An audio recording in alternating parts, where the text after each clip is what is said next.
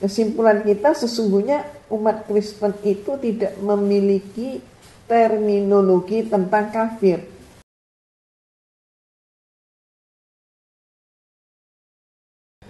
Assalamualaikum warahmatullahi wabarakatuh. Yang lalu kita sudah pernah membahas juga tentang orang Kristen marah gitu ya, kalau disebut kafir, dan itu Umi ambil dari kitab yang ada di dalam Bible, yaitu kitab Galatia pasal 2 ayat 14 tentang istilah goyim. Nah, kalau kita melihat dari mana asal kata kafir, ternyata Kristen pun mengakui di dalam dari ensiklopedia gereja misalnya, bahwa kata kafir itu adalah dari bahasa Arab. Kafir, kafaro, yang intinya adalah ingkar. Ingkar dari apa? Ingkar dari Allah dan ingkar dari Rasulullah. Mengingkari Allah yang ahad dan mengingkari bahwa Nabi Muhammad adalah utusan Allah. Ini permasalahannya. Sehingga kemudian kalau kita merangkai kalimat dengan utuh, pemahamannya adalah orang yang bukan Islam ya memang orang kafir. Nah, sekarang kita lihat dari sisi Kristen. Dari sisi Kristen, orang Kristen gak mau disebut kafir. Padahal kata kafir itu ada loh di dalam Bible. Ada 3 ayat. Tapi ini harus diperhatikan baik-baik. Di dalam Bible 3 ayat ini semuanya ada di dalam Bible terjemahan Lembaga Alkitab Indonesia. Tapi ternyata di dalam King James Version berbahasa Inggris tidak ada istilah kafir itu. Nah, kalau kita satu persatu melihat dengan seksama di dalam kitab misalnya Bilangan pasal 23 ayat 9. Di situ dikatakan, sebab dari puncak gunung-gunung batu aku melihat mereka, dari bukit-bukit batu aku memandang mereka. Lihat, suatu bangsa akan diam tersendiri dan tidak mau dihitung di antara bangsa-bangsa kafir. Jadi ada suatu bangsa yang disebut bangsa-bangsa kafir. Nah, kalau kita bandingkan sama-sama Bible-nya ya, tapi di dalam bahasa Inggris King James Version adalah Numbers pasal 23 ayat 9. Di situ ternyata tidak ada kata kafir. Jadi ayatnya berhenti pada kalimat, lihat suatu bangsa yang diam tersendiri dan tidak mau dihitung di antara bangsa-bangsa. Kafirnya tidak ada. Ini perbedaannya. Kemudian dari mana berarti kata tambahan yang Bible yang diterbitkan oleh Lembaga Alkitab Indonesia? Ternyata yang menambahkan itu adalah penterjemah. Nih, nanti bisa kita bandingkan kenapa Al-Quran itu seluruh dunia sama. Dan kemudian menterjemahkan itu nggak main-main nih. Maka begitu terjemahan diubah, umat Islam juga tahu. Tidak demikian dalam Bible. Nah, kemudian berikutnya kita lihat Matius.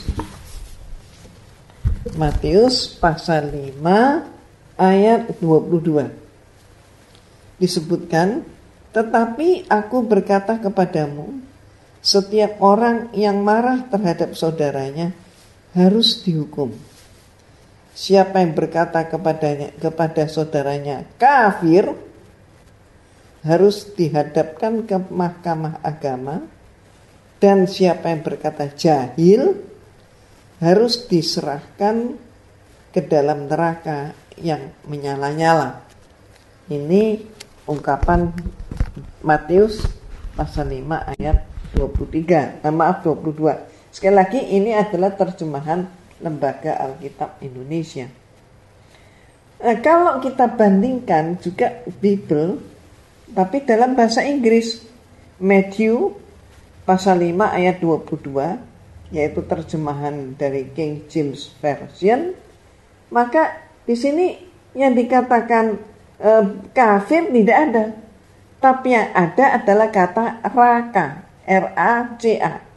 Nah, raka ini berasal dari bahasa apa dan apa artinya? Raka itu berasal dari bahasa Aramai. Itu adalah bahasa tempat Nabi Isa alaihissalam. Jadi Aram. Nah, maknanya apa? Raka itu bajingan. Jadi bajingan atau orang goblok gitu ya. Jadi bajingan atau orang goblok. Jadi kemudian dalam bahasa itu Aram ya. Perkembangan dalam Bible dari bahasa Aram kemudian kan alih bahasakan dalam bahasa Yunani. Dalam bahasa Yunani disebut rakas. Rakas itu adalah untuk menyebutkan hal buruk. Yang buruk itu adalah rakas. Nah, kata raka juga mempunyai makna sia-sia, kosong, tidak berharga. Dan orang Yahudi menganggap itu sebagai kata penghinaan. Kata raka juga berasal dari akar kata to spit, yang artinya adalah meludah. Nah, ini perbedaan yang ada di Matius pasal 5 ayat 22.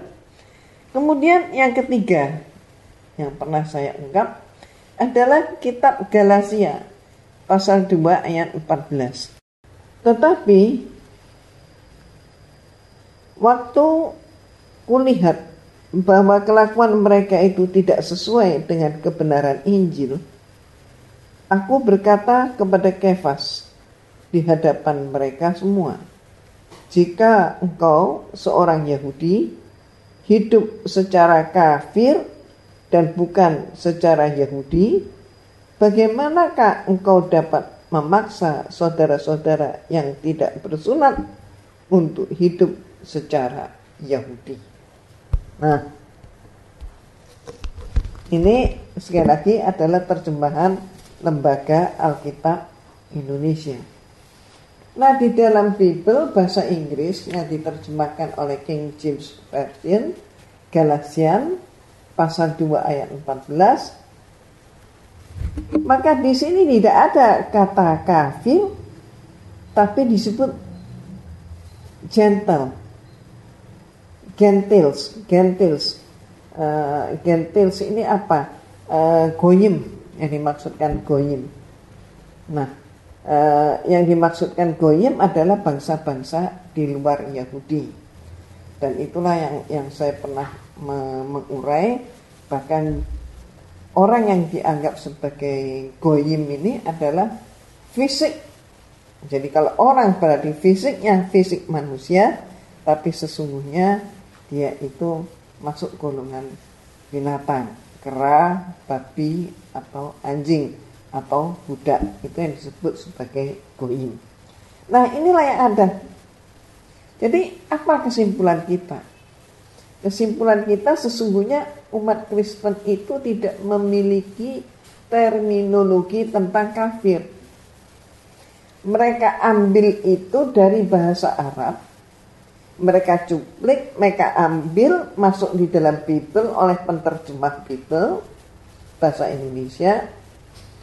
Dan kita tahu bahwa bahasa Melayu ini kan banyak mengadopsi bahasa Arab. Ini cuman mereka ini menerjemahkan menurut selera mereka. Jadi mereka memakai istilah bahasa Arab, tapi maknanya mereka maknai sendiri, tidak sesuai dengan yang dimaksudkan. Akibatnya apa? Disinilah terjadi kemudian kesalahpahamannya. Orang kafir dibilang kafir, gak mau. Padahal maksudnya kafir adalah orang yang ingkar dari Allah, tidak mengakui keesaan Allah, dan juga ingkar dari bahwa Nabi Muhammad adalah utusan Allah. Mereka mengingkari itu. Nah, sama saja misalnya kalau saya umpamakan ada orang dari Amerika, kulit putih. Maka oleh masyarakat kita dikatakan itu bule. Nah itu bule tuh, lihat tuh. Nah, ada orang bule mungkin ada yang tersinggung.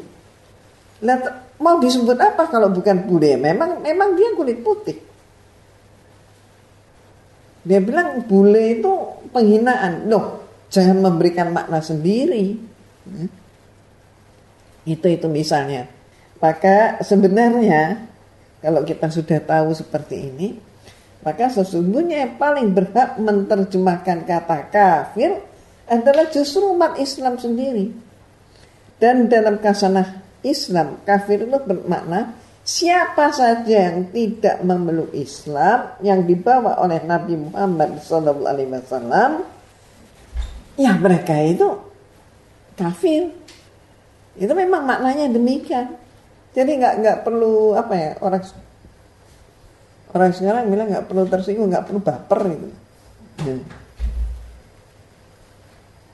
Yang mudah-mudahan penjelasan ini bisa membuka cakrawala kita untuk lebih bijak sehingga kita tahu dengan persis